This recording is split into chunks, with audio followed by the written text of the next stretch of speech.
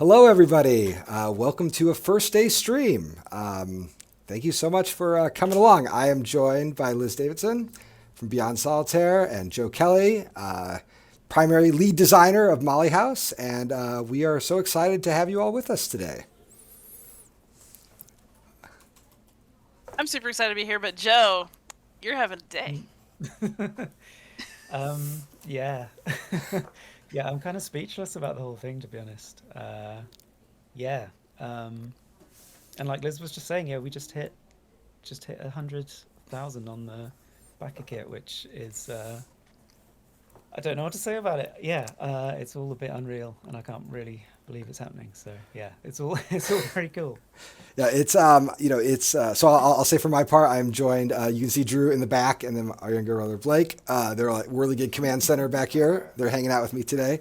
We're answering comments, trying to stay on top of everything. I'll say for our part, just speaking for Drew and I, this is so it's tremendous. Like gratifying is the wrong word. I don't know precisely what the right word I'm looking for, but it is it. I have so much.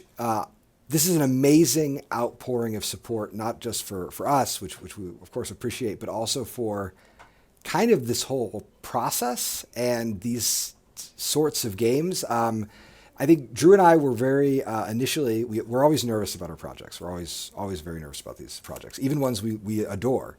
And this project, though, I think there were a couple of interesting elements that were just that gave us pause. The first one is, of course, is our first project on BackerKit. BackerKit are these are partners that we've had for a really long time. We've worked on them for pretty much any crowdfunding thing that we've done, but it was still a platform we had never tried before, and so that's a cause for nervousness. And we've been really happy with the support that they've given us on the back end and just how nice all the page and the layout tools are. And then the next question is, or the next thing that we were nervous about is this is kind of a different sort of game for us. There are no or very few firearms in this game. This is like not like a poli-sci military history, socioeconomic, like geopolitical game. I'm just mashing a bunch of words out there. But this is a sort of history game that is primarily interested in social history. And Drew and I adore this setting and this project, but there are fewer of these sorts of games in the market. And so just as a publisher, we can get a little nervous about saying like, well, I don't know if an audience is going to come necessarily rally behind this game. And boy, we have seen so much rallying. I cannot believe how well this project is done. It fills me with so much excitement, both for the completion of this game, but also for other projects that we can look at, option, and direct real resources, because y'all are showing up, and that means we get to make more games like this. Yeah, so I don't know. It's overwhelming, and also this isn't my first crowdfunding campaign, but every single one of them has this feeling where there's always the moment before we launch it in the morning. There's always this like kind of tightness in the chest. You think like, oh no. Have we just spent this last big block of time, slowly pushing something? You're pushing a boat into the water, and you want it to float, and my goodness, it is floating. Yeah, just again, I just want to say, just for our part, just for the little St. Paul crew, thank you all so much for this outpouring of support. It's incredible. I hope that it's certainly inspiring us to keep doing games like this, and I'm hoping that folks who were contributing to the Zenobia 2023 award look at this campaign and take a lot of heart and feel like excitement about that contest, and also folks who might be just working on a design outside of the context of that contest, or thinking about whatever Zenobia 2024 might hold. They look at this campaign and think like, yeah, there is like room for me too, like in this broader space. Yeah, it's incredible, and I'm a little overwhelmed by the whole thing. So, you guys, anything to add from? Yeah, completely agree with that. Yeah, and I just want to echo Cole's thanks to everyone for contributing to it. Like, yeah, it's been a very emotional kind of afternoon and evening for me. Just seeing all the support come in. So yeah, thank you so much. Yeah, this isn't my project the same way that it's y'all's, obviously, but I feel like very attached to it because Joe, I met you through the Zenobia Award, and your game was the finalist that I personally was the most excited about. I love everybody, but I was really excited about this game. It's super awesome to see it show up, a couple years later in this form. I'm just really happy. This brings me a lot Yeah. of joy as a historical gamer, as somebody who's followed your work for a while now. This is great. There's this funny. I was thinking about this a lot, Joe. So over the past 2 weeks, on the back end, there's always a scrum. Like you work hard. We try to get everything lined up, but no matter what, there's always this like kind of rush towards the end of a project where you're like, okay, we have to get all these assets ready. We have to do all these things. And earlier on when Joe, when you and I were working on some of the initial like copy editing and also some of the designer diaries, we would always like share the designer diary with each other. We could like have a chance to read it and comment on it. And then the last couple designer diaries, we were just so busy.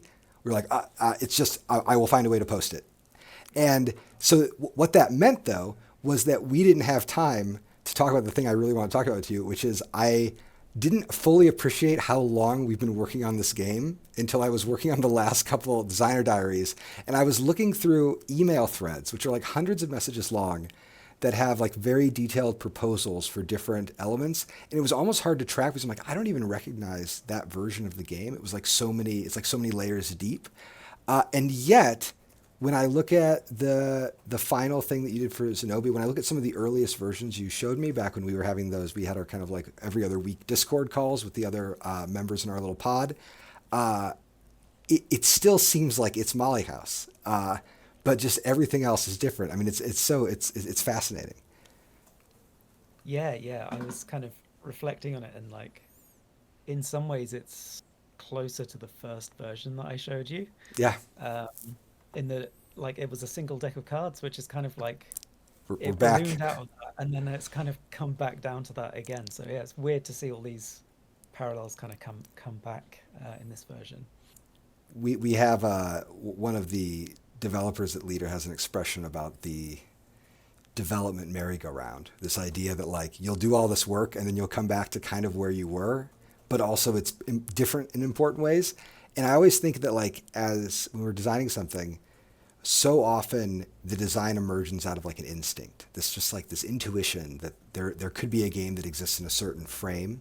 And then you do all this work and realize that it has to change a million times and has to balloon and get really big. And then as you work, if you're lucky, and I think we've been very lucky with this project, it comes back to that initial intuition, that like your initial intuition as a player, because the first design intuitions are always fundamentally intuitions of a player.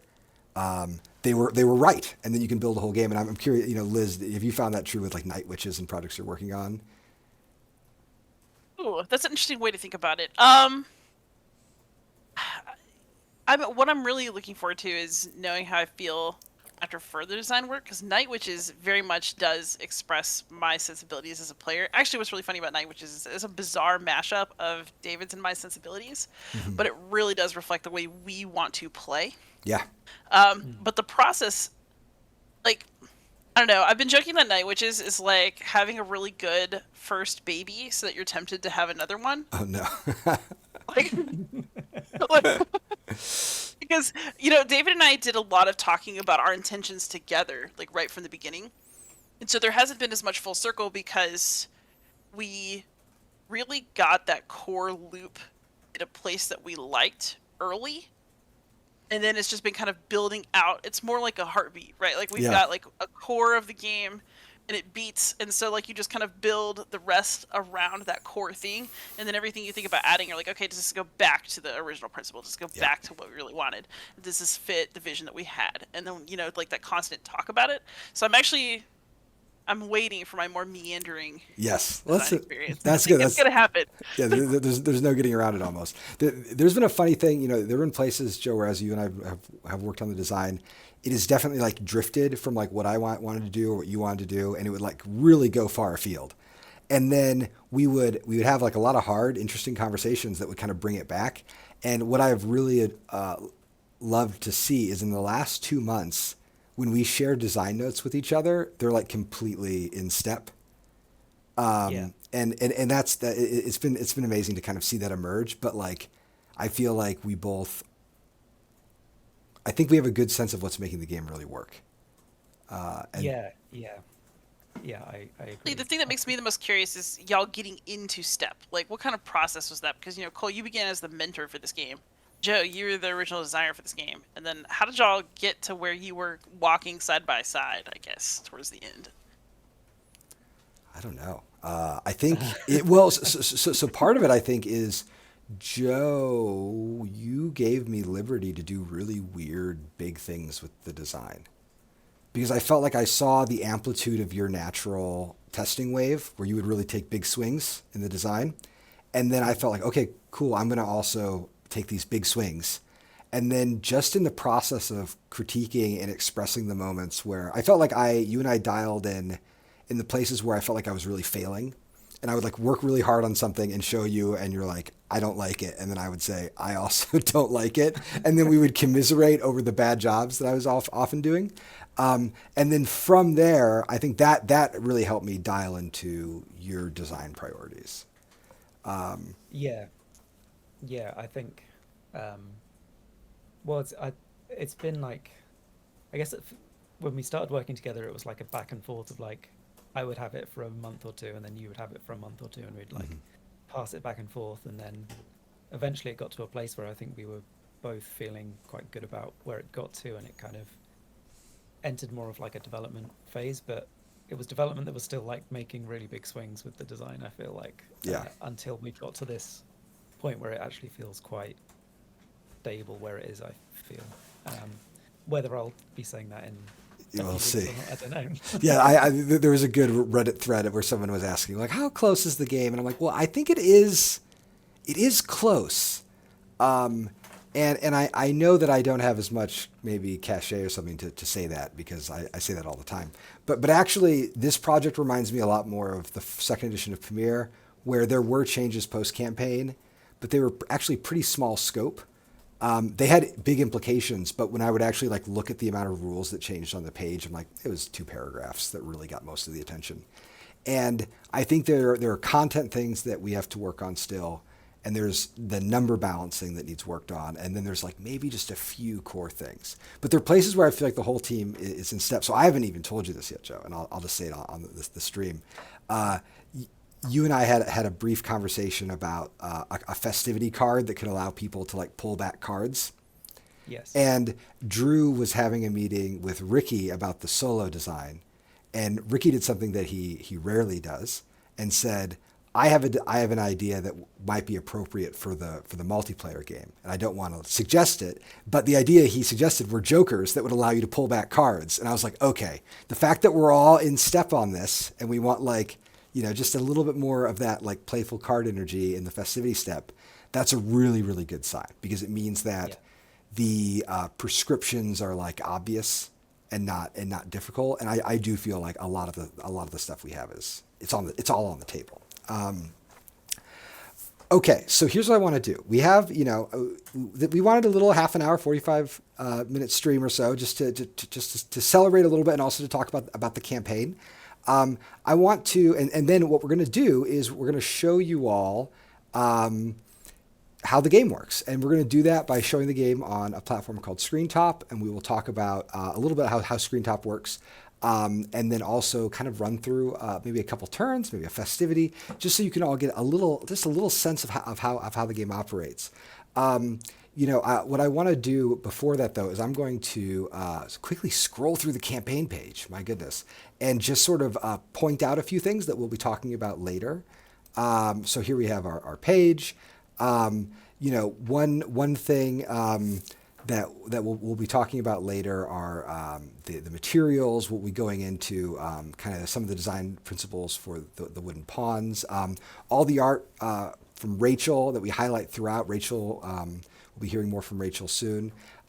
We have some things about the metal miniatures that we'll be sharing a little bit later in the campaign.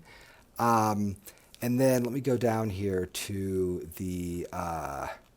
I just want to highlight, we have, for first impressions, we've got 3 first impressions now, and then there's a variety of podcast interviews, including a wonderful interview with Liz and some others that we have where are they? Down here in the videos and podcast section.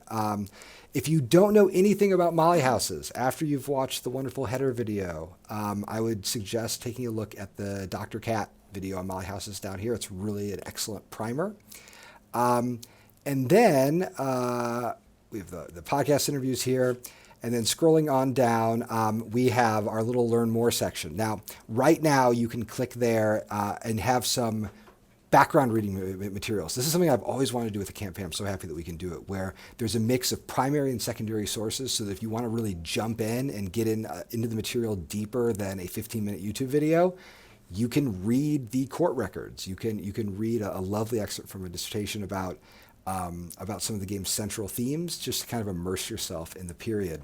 Then this Thursday, we'll be sharing a rule book. I'll just have on my little camera here. Here it is, the rule book. It exists. It's 14 pages right now, which is not a number of pages you can print, because, of course, if you're printing rules, it's always in divisions of 4. But this is what we'll be sharing with the campaign. I think the premier rule book is 20 pages. There are pages for solo, of course. And this rule book, in its current layout, this is a very quick layout. It has spreads that look like this. So like this is not a dense read.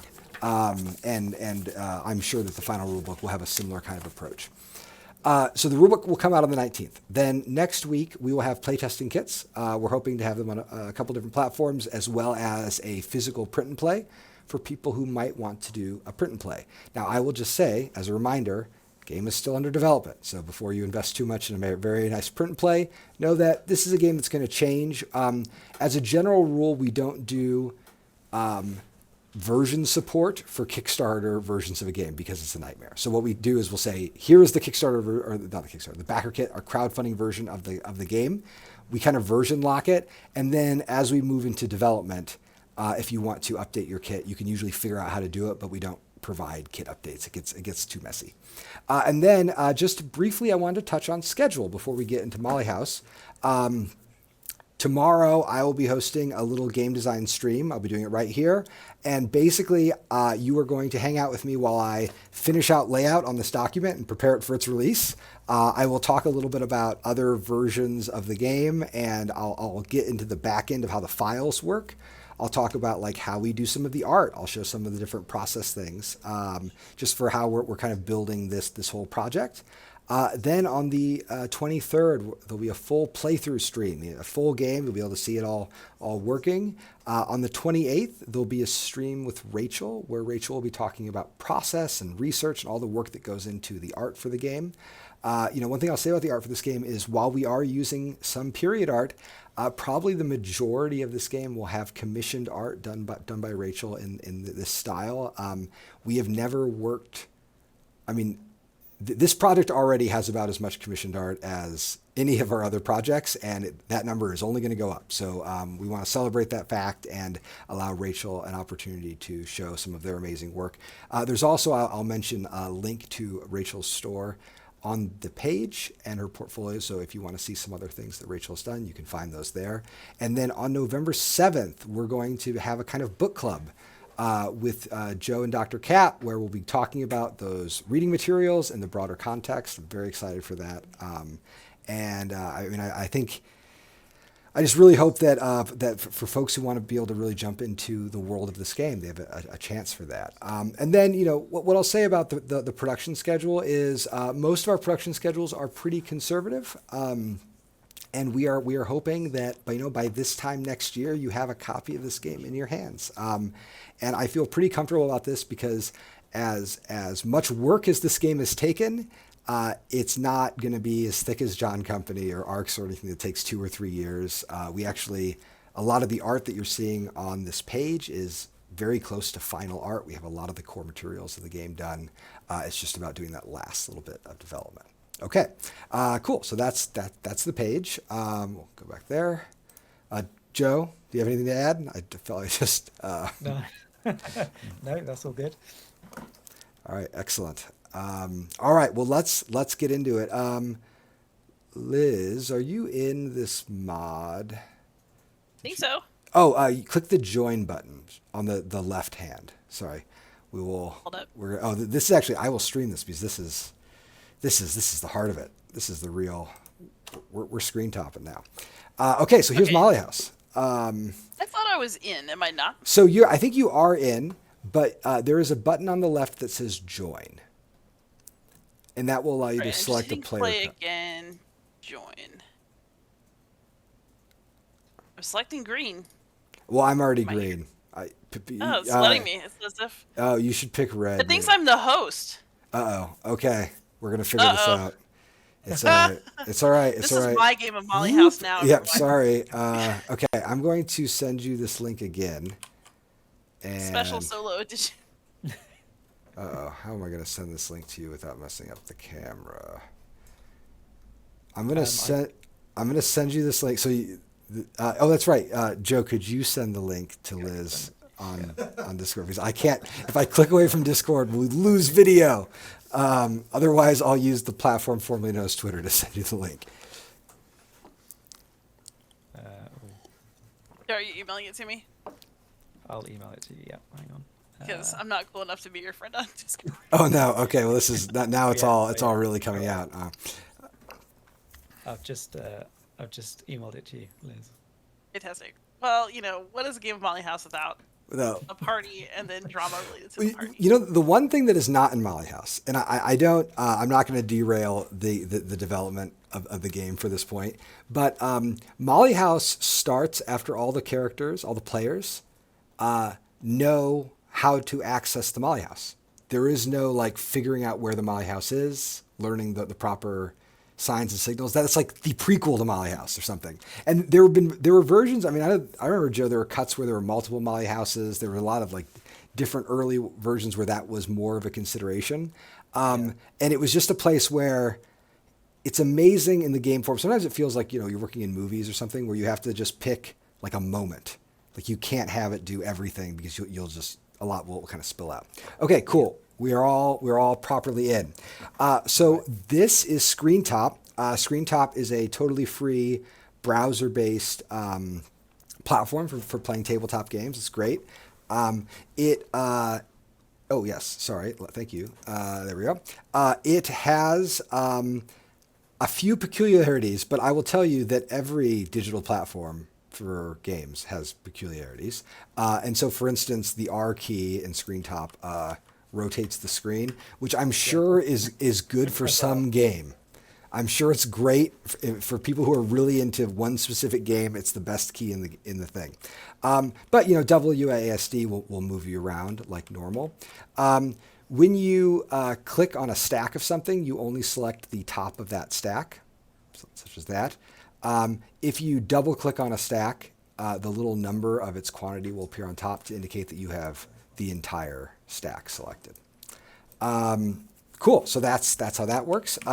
For our player pieces, we have, let's see, I'm playing green, so I get this this king pawn, and then Liz, you have the bishop, and Joe, you have the, I'm colorblind, I think the queen. Yes. Okay, excellent. And then these little pentagons are our homes, like so. Okay, excellent. And then what else to know about about ScreenTop? ScreenTop doesn't have hands. It has hidden zones. So if I were to take a card and move it into this box here, I can press F to flip it over and see it. Spacebar zooms in on it. That's our little content zoom. And nobody else can see the card that is hiding in my hand. Okay, so that's a little overview of ScreenTop. When you have to roll a die, you press. Oh no! Not R. Oh my gosh, I did it. I was. It's F. F rolls a die, but Z shuffles. Yes. Ooh. What Yeah. about zoom? How do you zoom in and out? Oh, control wheel. Control wheel will zoom in, or if you want Ooh, to, there we go. if you click a component and hold down spacebar, it will spotlight that component. Critically, unlike TTS and some other platforms, if you have your mouse over a card and press spacebar, it's not context dependent. So the like spacebar spotlight is only looking at whatever you have selected. It's an important kind of rub to all this. Okay, cool. So that's welcome to ScreenTop. Excellent. We're going to move this here. I'm going to flip this over. Excellent. Get that right there. And yes. Okay. So now what I'd like to do is I'm going to try to give a very short kind of teach of the game. It's funny, you know, I'll mention here that working on games and demoing games is they're two, of course. It's obvious they're two very different things. But there's a funny thing that happens when you're working on a game where you have to learn how to teach it. And I feel like I am still very much learning how to teach Molly House. I think Drew, it's a shame he's abandoned me here. But he's actually a much better demoer of this game because he's a little bit more practiced, but I'm going to do my best to kind of walk through it. And again, this is not necessarily going to be a full teacher playthrough. The hope is that we just communicate enough about the game so you get a sense of how it all works ahead of the rulebook release, of course, and you can kind of see, you know, it in action for a little bit. And how we do on time. We're doing great. Okay, so here's a section of North London, I guess, and we have all of these various sites on the map. The sites are the places with the little semicircles. You're going to have a pawn that is going to move between these sites. Sites are not blocked by other players. Multiple players can be on one site, but if a patrol marker is at a site, you are not allowed to move to or through that site. You can move around it. And I know that Drew stepped out for a second, so if there are questions in the comments, there might be some delay to answering them. Okay, so some of these sites are neighborhoods, essentially. They're on the outside, and they have certain properties to them. There you go. And then other sites have actions associated with them, as listed here. So the actions are interesting. Let's start with kind of a basic action. The way the actions work in this game, let me zoom out here. I'm going to press Z to shuffle, double click, there you go. Actually, here we go. So we need, I'm just going to do setup. We need to pick some mollies. Excellent. And then I'm going to add these to this deck. 2, 3, and then shuffle these. Should I have done this before the stream? Maybe. But now you can see how setup works. So basically, we're building a little deck of vice cards. Ooh, and actually, there's probably slightly too many cards in this deck, but we're not going to worry about that right now because I bet the 9s are in there. Okay, so what we'll do for setup is we're going to fill these market spaces here. And then we'll also fill the discard pile there. And then we're going to roll this die using the magic button F, which I'm repeating to remind myself how that works. Yes. So it's 2. So the Princess Seraphina is going to come here. And then Constable starts off the board. Everybody's going to put their home in a random spot. So Liz, you live off Castle Yard. I'm going to take my home in... Why can't I not remember how this... Oh, 6. Sorry. Oh, I have to roll again. That's the forbidden number. 2, which is up here, and Goose Alley, and then for you, Joe, 3. So off Mallard Court. Excellent. So these are our homes. One way that the game, that a round or a week ends in the game is when all the players take the go home action. In order to do that, you have to move your piece to your home. We'll also have our pieces start there. So my piece will start up here. Liz, you're going to start down here in Castle Yard. And if your home is blocked by a patrol, you can always go home at the Molly House. It's a safe refuge if it's blocked. Okay, cool. So the primary method of play here is on your turn. So I'll say a few general words. So 1, what are we trying to do in this game? We are trying to create joy, gather, generate, have, hold joy. And we do that in a variety of ways, and we're going to be tracking it with the score track at the top of the board. At the end of 4 weeks, if the Molly House is open, whoever has the most joy wins. But throughout the game, things may happen to close the Molly House. The Molly House its sort of health is tracked here on the raid track. If the Molly House closes early, the game will end early. At that point, any player except players who are informants are eliminated. So only players who have turned informants can qualify to win. If the house is open, the opposite is true. So any player who's an informant will automatically lose the game if the house is still open. And my goodness, Joe and I, we could talk for hours about how hard won those rules were. There have been so many versions of like trying to figure out what the right informer dynamic is, but we're not going to do that, not now. So that's one kind of overview of the game. Most of the joy that you're going to get in this game is going to come from going to parties at the Molly House, at Mother Claps. Okay, the actual structure of this game. So someone asked me about the complexity of Molly House, and Molly House's complexity is slightly tricky. It's tricky for two reasons. So one, it has a victory condition that is pretty sharp. So there are two different ways the game can end and two very different endings for the game, depending on your status as an informer or not an informer. That means that automatically the game is more complicated than something like Seven Wonders. The second thing is that Molly House has one action, the running of festivities, which is somewhat complex. That's where a lot of the game's expressive kind of power is. But the rest of the actions are very, very, very simple. So on your turn, you're going to move your pawn 1 to 2 spaces, or 0 to 2 spaces. So from here I could move to most places on the board. And then once you've completed your move, you may take the action associated at the site where you're at. Now, you don't have to move. If you want to just remain someplace, you can just remain someplace. That's okay. So what we'll do now is I'd like everybody to draw 3 cards. So you can do that by just dragging cards into your hand area, and then you can press F to reveal them. Ooh, all right. And then I'll kind of show everybody some of the cards in my hand. I love this suit art is really wonderful. One thing I'll say about the art is that whenever, from a company project running standpoint, we want to spend as much money at making this game as possible. So when the campaign does well, that means we can call up the artist and say, hey, could you make custom ones with like one very large custom icon for just that number?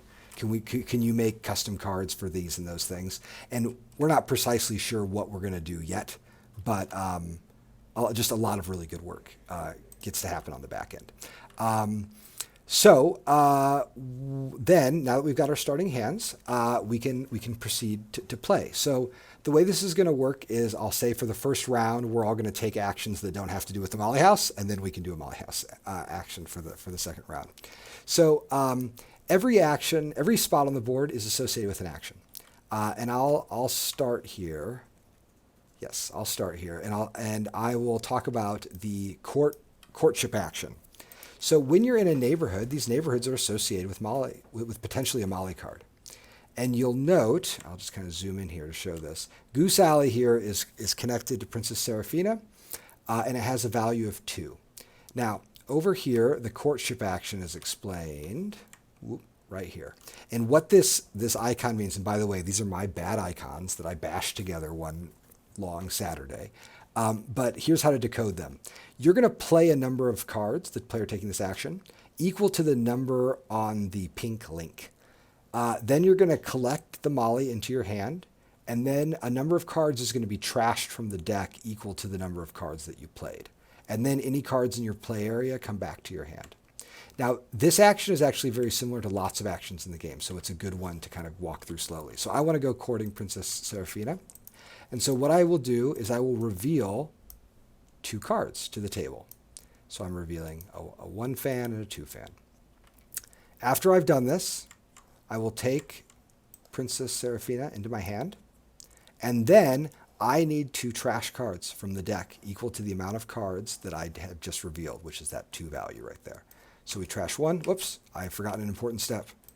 We need to take these constables and we need to put them in the deck because if they weren't there, this would be a very silly turn indeed. So now I'm going to burn 2 cards. There's the 1 of Pentacles. Here's the 8 of Cups. And now my turn is done. And we would go to, I guess, let's go from left to right maybe. So if Liz, if you would like to take your turn. And Okay, so we can only move one space per turn, right? up to two, up to two. Up to 2. Yep. Well, let's look at my neighboring Oh, spots and Cole, talk about them. Cole, Oh, yeah, you sorry. take your cards back. What? Oh, I need to Cole, take my your cards back. out. Yeah. Oh, wait, what's going on there? I can't get them Thanks. back. Oh. What is happening here? They're like locked. Unlock it. It's really weird. Oh, yeah, maybe it's just my cards are trapped. They're trapped in a box. This is what you get for setting Oh, yourself wait. up Princess There, Serafina. I see. There's an open. So these boxes can be opened or closed. F. The global key of screen top. Cool. Excellent. Thank you so much, Joe. Also, we all start with a guilt chip, which I'll talk about later, which should just be. Oh yeah, I forgot to put those in. Drew, how do you look at something without flipping it? You have to move it into your Okay, your excellent. area. Cool. So everybody should grab a guilt chip. Cool, excellent. And then if it's an informer, you can return it and move it back and draw another one. There we go. Yep. So we don't want that. And then you can just draw another one. You never. The golden rule of this game is you never have to be an informer. It's always Yes. it's an important rule of play. There we go. There we go. Excellent. Okay, so yeah, Liz, why don't, for sake of example, could you move to the Covent Garden? Suppose. I mean, just I mess with you. for sake of I example. just think that you deliberately set yourself up to get the dashing and also beautiful Princess Serafina. I may have stacked the deck. I was in fact setting up the the screen top before the stream. So at the market, we can look at how this action works. So the way this action works is you get to take a card from the market. Now you'll notice the card is gray with an arrow. That means that instead of taking it into your hand, you put it in your play area, which is a very important distinction, which will matter soon. And then after you take a card, you immediately refill the market from the deck. And you are allowed to repeat this once more. So you can do it up to twice. So you can select any of those lovely cards. Okay. And I can just put it in my. And you can just, you Ooh. put it in your play area. Yep. In your play box. So here we have a couple of high value cards, a 6 and an 8, as well as 2 festivity cards.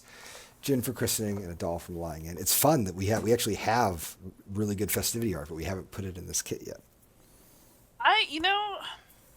Is there any reason that I shouldn't take Gin for Christening just because it's such a? I cool think you should take the hero-wise? gin. You should take the gin Yeah, for Christening. It's You great. It's Always Yeah. take the Gin. always take the It's gin. the only way. Okay, so then we will take a card from the Vice deck and reveal it, and it's a 4 of Pentacles. All right, and then I can take one more card. I can do this one more time, right? You can do it one more time. Okay, so question. Assuming, because I know you have Princess Serafina, and because Mm-hmm. I know she takes 2 pairs, Yes. does that mean that it would be wise of me to grab something I could make a pair with? Probably. And you have seen that I have a 1 and a 2, which obviously that's not going to help you in this instance. It's not. But when players, whenever you find yourself revealing cards and playing cards, it's really important to kind of pay attention to what people are choosing to reveal, because you don't want to come to a party and you don't want to show up to a costume party being the only one wearing not wearing a costume. So all the moments we have where we're drafting cards and showing cards are moments where we are hinting at each other what we might be trying to do when it comes to the party. All right, I'm gonna grab this. Excellent. And then we will, move that here. All right, excellent. We're doing just fine here. I'm going to make sure that get properly shuffled. Okay, great. And then we will go to Joe's turn. Okay. Hey, really quick, what does this third thing mean? Do I leave the cards just out in front of me, or do they go to no, my hand now? they come to your hand. Anything that you took goes right into your hand. Okay. So I think I'm going to go to the church to start with. So. Okay. So I'll draw a the guilt token. Yep. You draw a guilt token, and then so the way the guilt tokens work, we should talk about that. So players, and we don't have them in the mod, but they will be in the mod by the time that the kit launches next week. Everybody has 4 stacks of guilt tokens. They start the game with just 1 token in 1 stack. Whenever you get guilt tokens, you can add them to any stack. And what the church does is you pick one of the stacks you have. You draw that many guilt tokens from the guilt stack, and then you may choose to swap the 2 stacks. So if you have a high value guilt chit, you can use the church to swap it for a lower value guilt chit. The church is also a place where you could potentially draft an informer chit. Now, whenever you draft an informer chit, you are always welcome to reveal it to the table and put it back in the bag. You never have to take it. And a player may only ever have a maximum of one informer token. So if you draft 2, can you reveal 1 and keep the other? You may, yep. Oh. And it's you could have revealed both and thrown them away if you had a guilt, an informer token. So there's lots of ways to be sneaky in this game. But you Of can't course, get this is where rid Jimmy of go first. you Yes. can't get rid of an informer token once Correct. you've got it. Correct. So, yeah, you're stuck with it.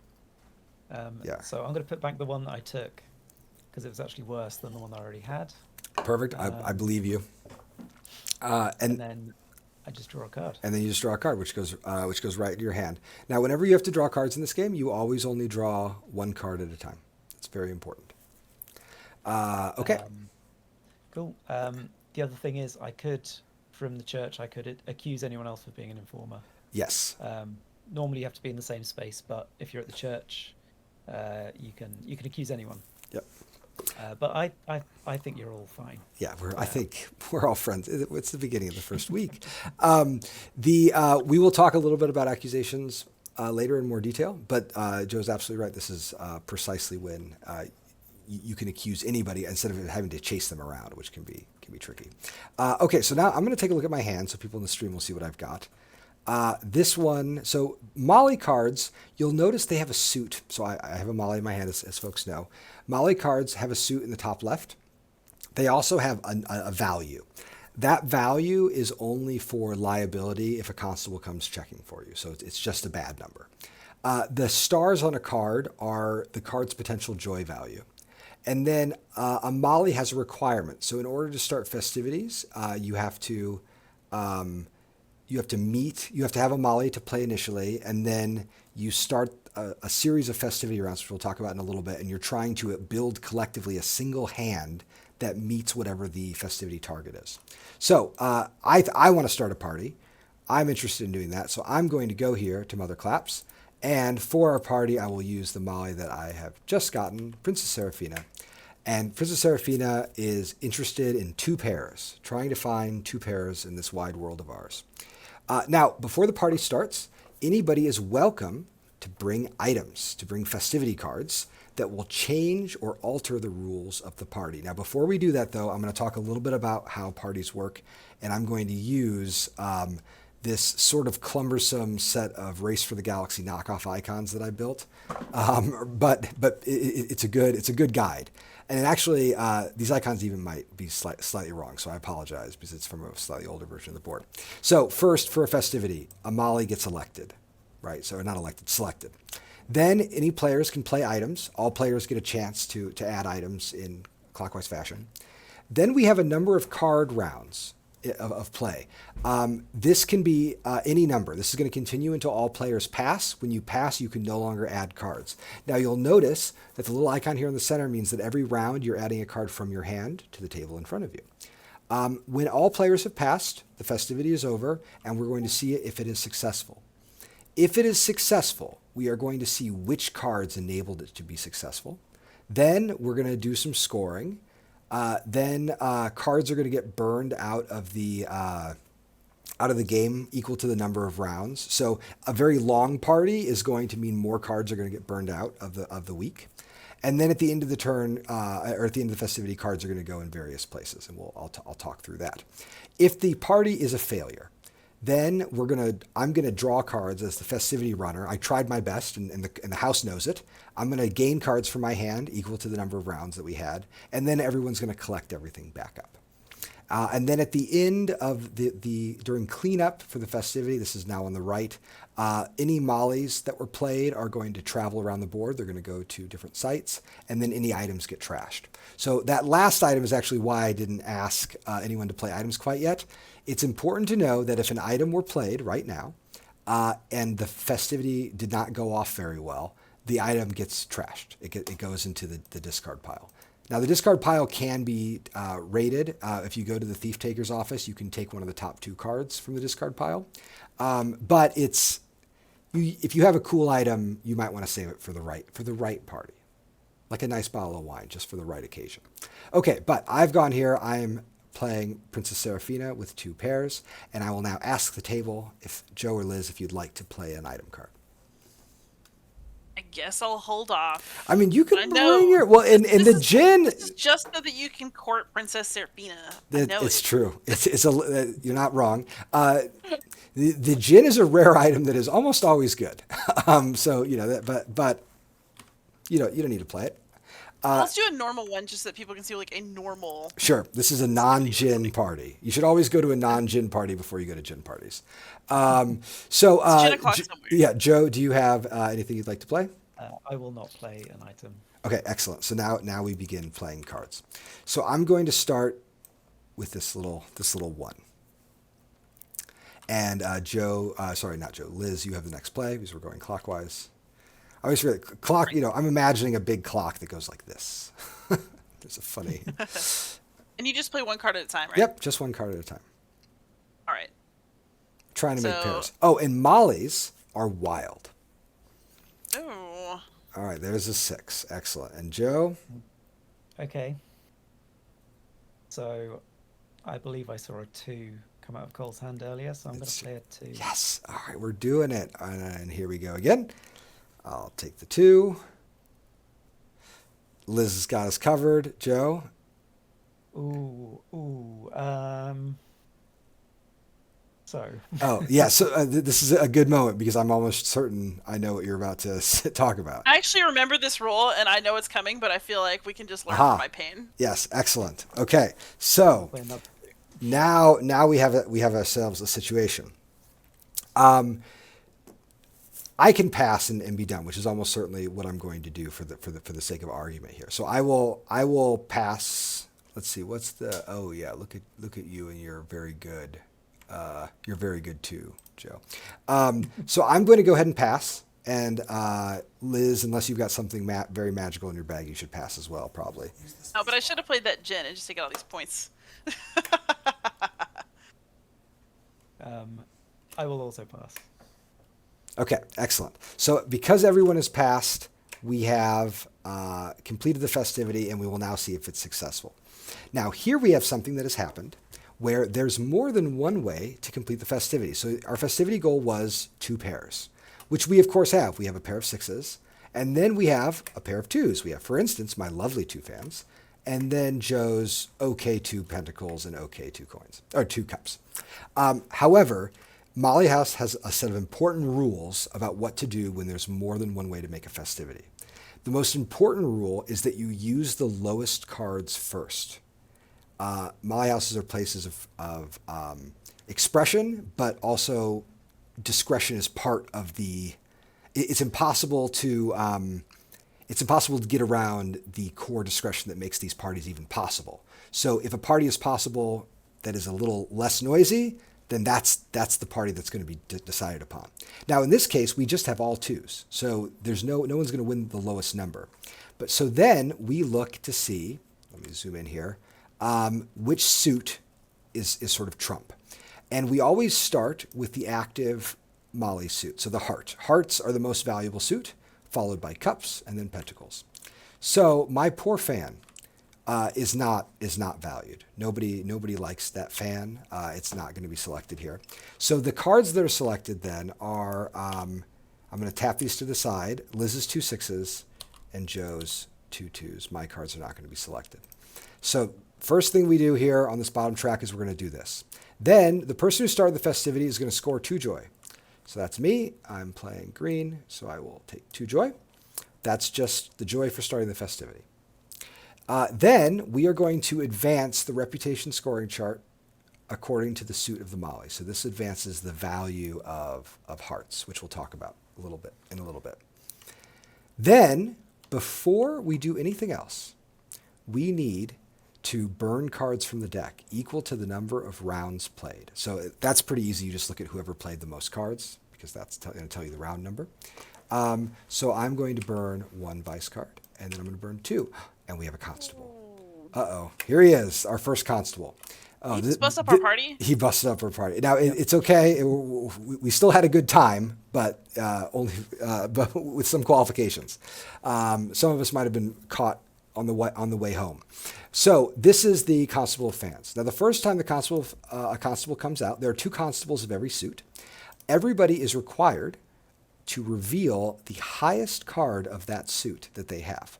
Now, Liz, it may be the case that you have already revealed the highest card of of that suit. Yes. And I certainly don't have any higher fans. Joe, do you have any higher fans? I have no fans at all. Excellent. I believe you. Now, if a player were an informer, they do not have to be honest about this step. Now, if the second Constable of Fans comes out, that second check is a little scarier because instead of just revealing your highest card of that suit, you have to reveal all cards of that suit. And now we will see who gets caught. And we look at the table and we decide who has the highest total of fans. Well, I have 3. Joe has 0. So here's my 3, a 2, a 1, and a 2. And Liz, you've got 6. What was it? My dress? Yeah, something gave it away.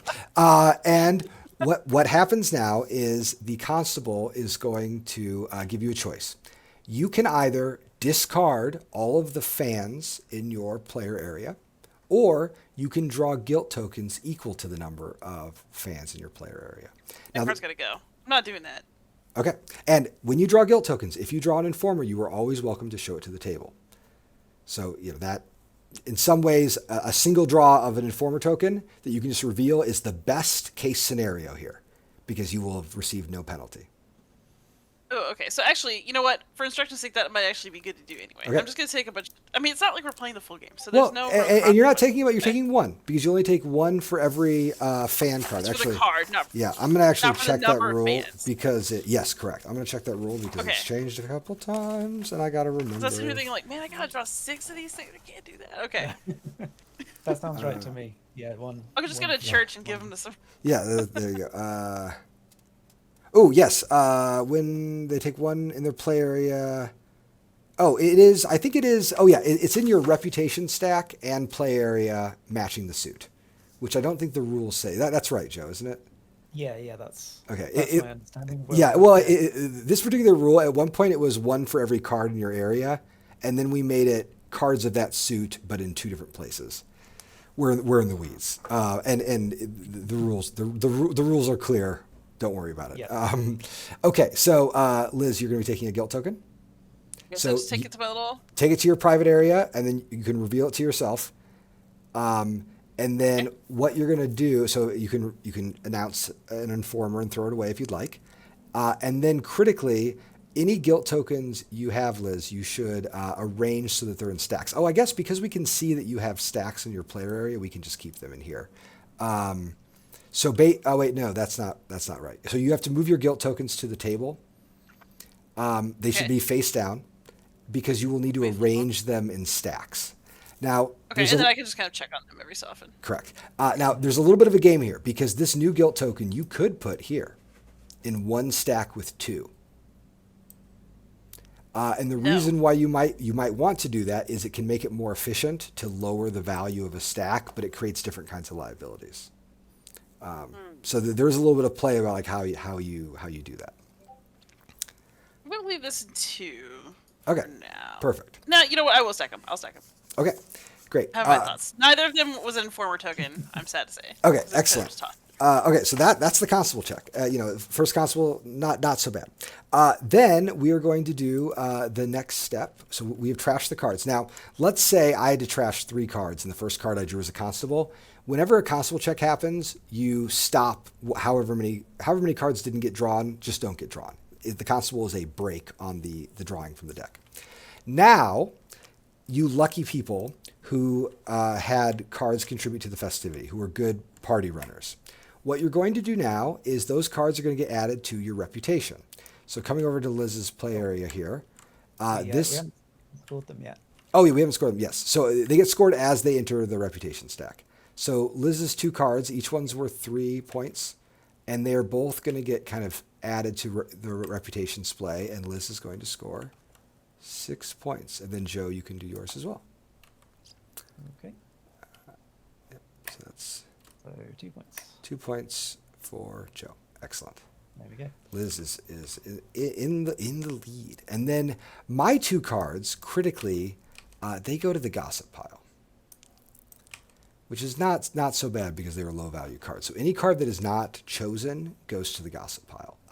The gossip pile is going to be the thing that enables the constables to finally catch us, or not catch us, as is the case. We're actually in a great place right now with this.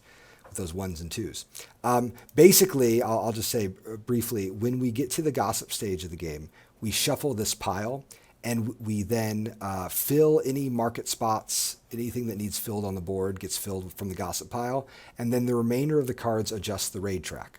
Now, any high value card, a card that has a 4 or higher, is going to add to gossip, or is going to add to the raid track. Any low value card is going to subtract to the raid track.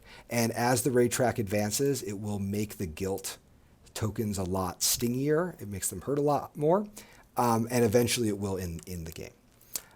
Okay, great. So that was our first party, everybody. Congratulations. And now we move on to Liz's turn.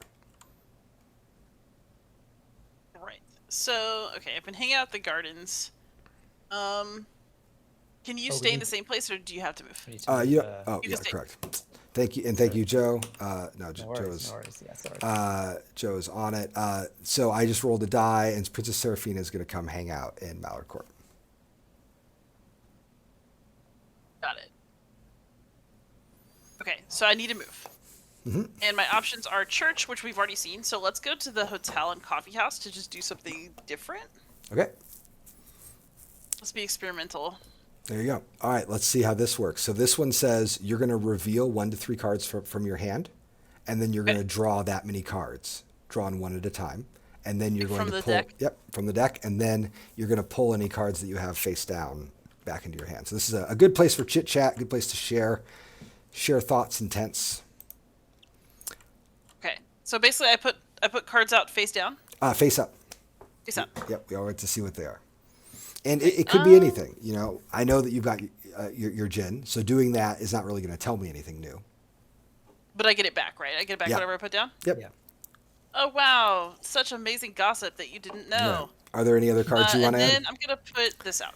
Great. And then you can go ahead and draw 2 cards. You'll draw them 1 at a time. Oh crap. Uh-oh. So if it's a constable, you should play it out on the board. No. No, that's bad. Okay, and here's the constable of sons. Now, everybody needs to reveal their highest son. I have no sons. I have no sons. Oh no, there it is. Bad news. Bad news. All right, Joe. You know what? Actually, previously this constable was here. So sorry. I'll talk about the patrol pawn in a little bit. All right. So Joe, do you want a guilt token? And critically, Joe would not get 1 guilt token, but 2, because you count the reputation stack. Ooh. Oh god. Yeah. So Joe's total is 7. Because it's this card plus anything. Like your reputation stack is basically cards that you've already scored, but they still give liability. So you can't get rid of your liability by throwing a giant party. It's quite the opposite. I think I need the cards. Yeah. All right. So you'll take 2 guilt tokens. It's not great, but let's see what I've got. Okay, well, one of them was an informer, and I'll just keep the other one. That's not too bad. All right. Excellent. And then that goes there. Perfect. And then critically, at the end of the hand, all cards on the table are regathered up. So Liz, you'll get your 2 cards back.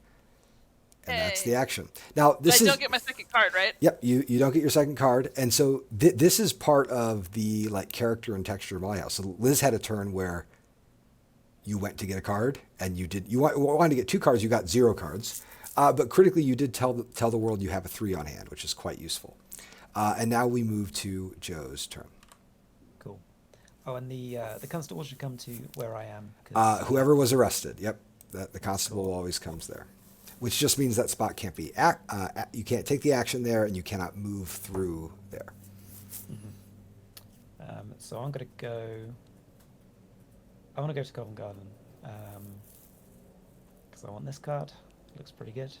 Oh, sorry, I put that in front of me. Yep. And then Flip replace it. card. Ooh, all right. Ooh, okay. Um,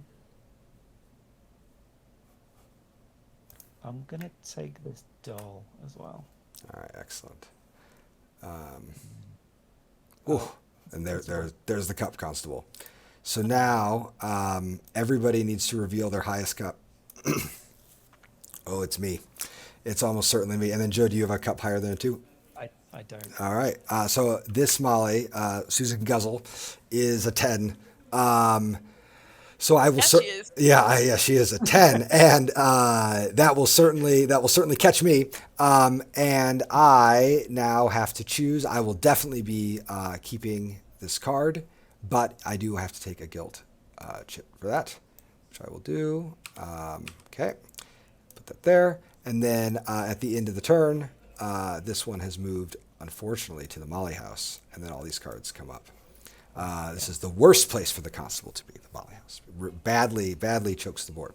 Okay, so what I'm going to do then is I will probably move over here and do the Thief Taker's office. So I can look at the top 2 cards, and I will elect to take this 8. And then we will take 1 card from the top of the deck and burn it and add it here. Oh my goodness. It's the Suns again. That's bad. That's the whole deck is what that That's is. the second one. 1 second. I'm going to fix this. Oh, I'm fixing it. Oh, nope. Almost. Ooh, what happened here? Yeah, that's the whole deck. The number is underneath it. Well, I know, but we had 2 Suns, did we not? Yeah, Hmm. it's in there somewhere. It is in there somewhere. Nope.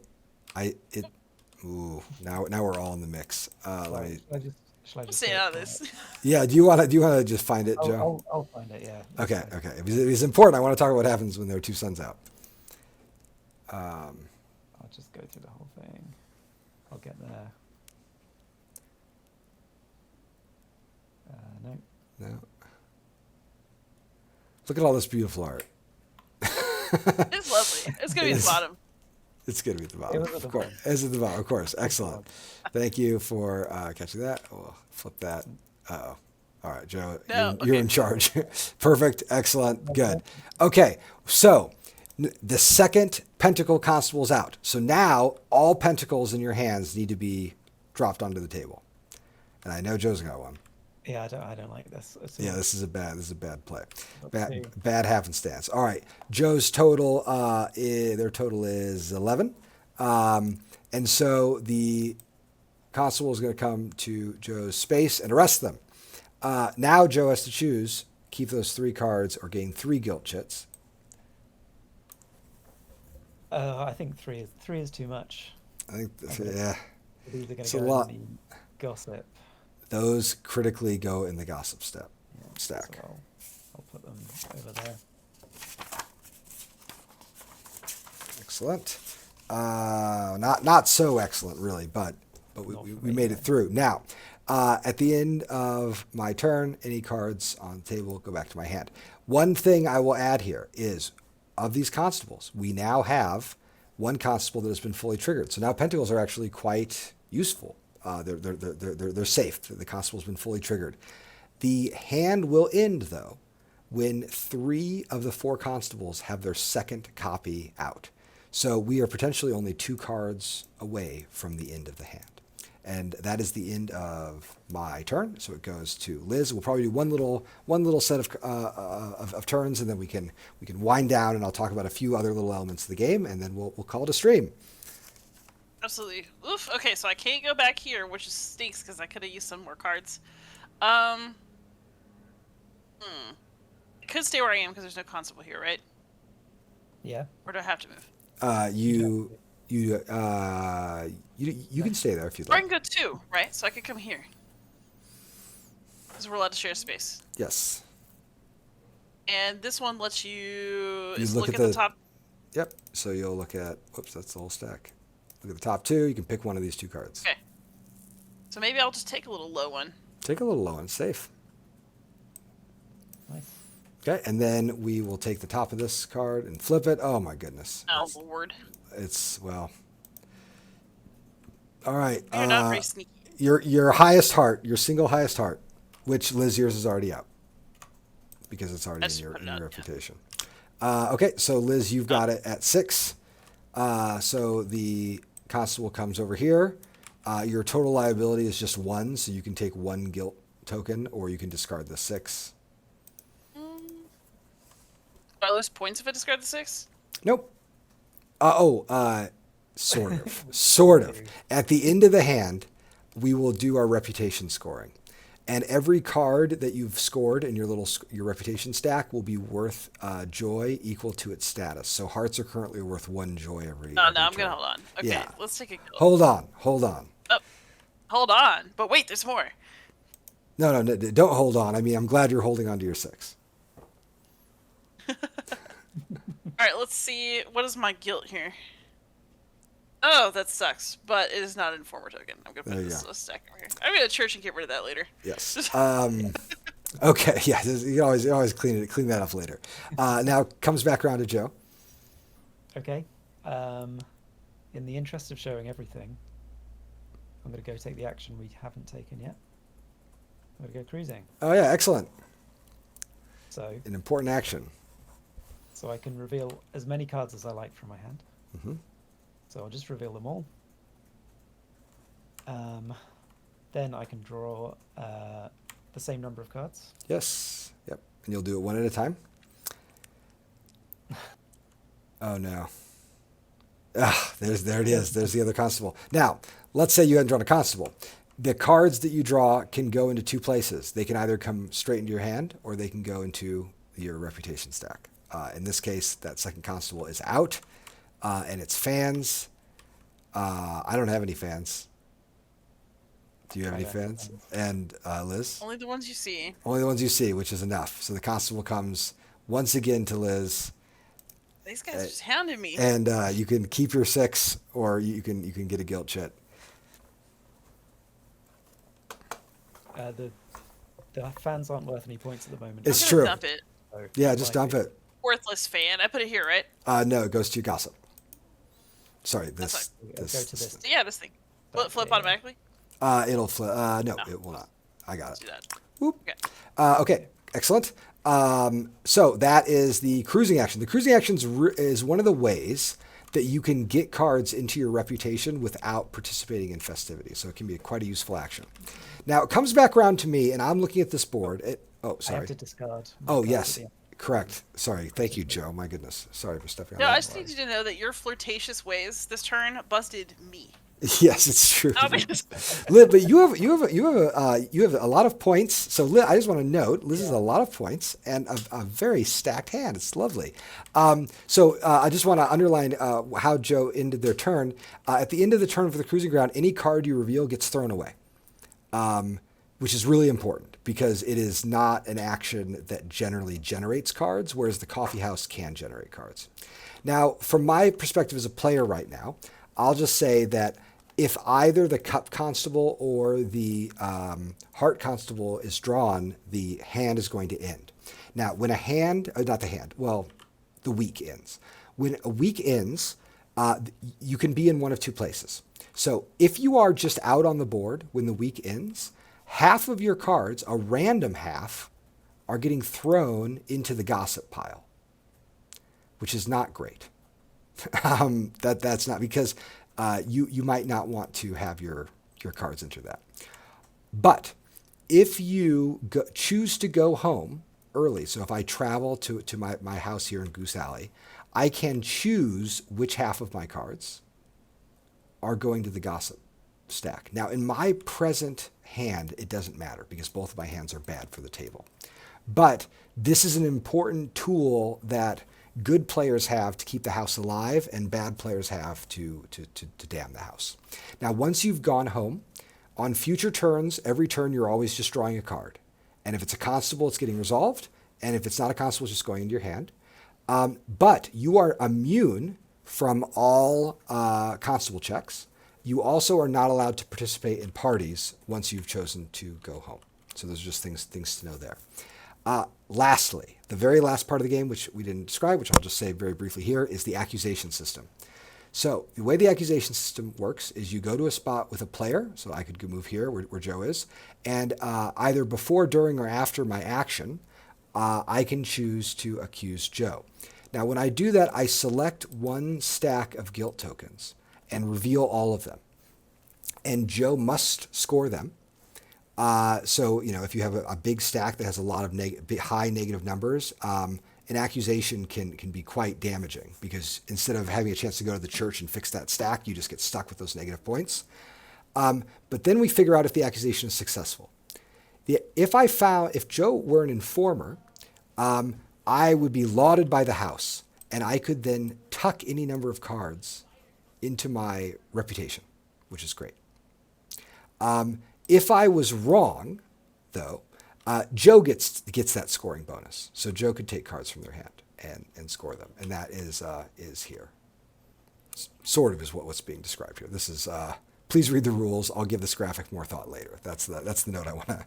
I'll end this on that poor accusation panel, which we'll be working on. But broadly, that's how the accusations work. Now, when a player is a known informer, if Joe were an informer and they were revealed to be, they would keep that informer chit out in their play area, face up for the rest of the game, and they now have a very important restriction on their play. They can only participate in festivities if the person who ran the festivity invited them to the festivity. And there are reasons why you might want to invite someone who you think is maybe not on the up and up to a party. Like a lot of those kinds of odd relationships and bedfellows can happen in this game, but usually it's not done. And that kind of takes the game into its next phase, where we're trying to see if we can keep the house open. Okay, my goodness. Well, let's call it there, because I don't want to go too long. I hope this was illustrative. Does anyone else have anything to add about a mechanism we didn't cover or anything like that? I just want to ask, so you mentioned trying to get home early, Mm-hmm. but because you can only move 2 at a time, does that mean that I can just kind of get caught out if you're far away from your house towards the end? Yeah, you can get, you're never more than one move from home, but sometimes that one move matters a lot. So you definitely can get caught. If a patrol is at your home, you can always go home at the Molly house itself. So there's always a way home, but usually you have to make a call. And really, where we were sitting at, I'll go back to the game for just a second. The Vice deck has 19 cards in it. Only 2 of the cards are going to stop the round from ending. I think we'd all be well within our rights to take 1 or 2 or even 3 more actions before going home. And it's in fact in this last stage of the week where we're making the tricky calculations about I'm not going to chance it. I would rather hold on to what I've got a little bit more. Cool. Any other questions or comments? Excellent. It's fun. It's fun. We It's should play a snap. whole game at SDHisCon. Yeah, we certainly are. I mean, it'll be one of those. I think we're going to bring 1 or 2 kits. I'm very, very excited to get this thing into play. All right. Well, let's see. I'll just say briefly for my part, thank you again, everyone. My goodness, this has been a heck of a day. I'm overwhelmed. I hope that this all this little demo gave you a sense of how the game works. I hope that you can see, Drew. I hope that you can see that it's an interesting, when people ask me the weight of Molly House, I always have a hard time answering, because I think so much of it is snappy and simple. But then when you start thinking about the way the numbers work and the strategy, there's a lot of layers to kind of unpeel, and hopefully our little demo gave you a sense of that. And I'm also happy to say that this has been pretty stable for the last, I don't know, probably month. I think it really snapped together about a month ago. It still has, there's still some work to be done, of course, but it's a lot of little balancey things. This is streamed tomorrow. Yes, and I'll talk more. Thank you, Drew. And I will talk more about that tomorrow when I really get into the weeds. In fact, one of the things I'd like to do tomorrow is a little bit of design history, a little bit of process, but then actually a lot of the chat is going to be talking about the places that we still want to work on and think through some different design solutions and talk about just how some of that stuff works. And it's, same place, roughly the same time. Okay, great. Well, Liz, Joe, do you have anything to add before we shut this down? Thank you so much for letting me be part of it, and congrats, Joe. Oh, thank you so much. And congrats to Cole and Drew as well. It's been a great campaign so far. So, yeah, I'm really happy. Yeah. Thank you so much, Joe. I mean, Joe, you have been along for a ride this whole campaign, and I think that when we, and I'm sure I'll mention this later, when we sat down at UKG in Birmingham this past summer, that was at a moment where the thing finally started crystallizing, and it's been really fun, especially this last phase where we think like, okay, let's take that crystallized game that was a result of those years of work and then move it to this next step and get it on the page. It's just tremendously exciting. So again, thank you all so much. I cannot wait for you to be playing this game next week and sharing your stories about this wild thing we're building. Look for the rules releasing later this week. Look for my design stream tomorrow. And I'll just say, as someone who used to teach a lot of classes, check out those background materials, do your homework, read, take good notes, and join us for the discussion of those materials later on in the campaign. Until then, I will see you all soon. All right, take care.